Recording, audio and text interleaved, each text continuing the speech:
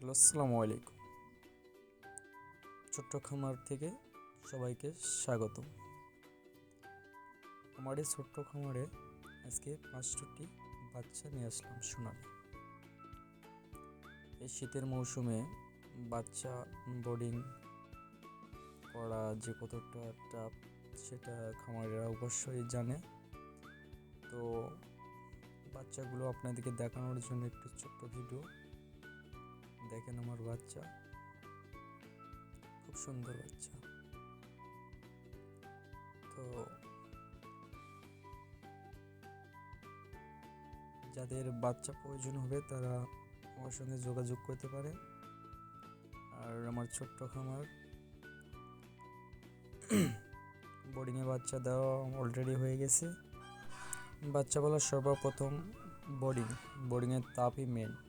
যদি তাপ ভালো না হয় তাহলে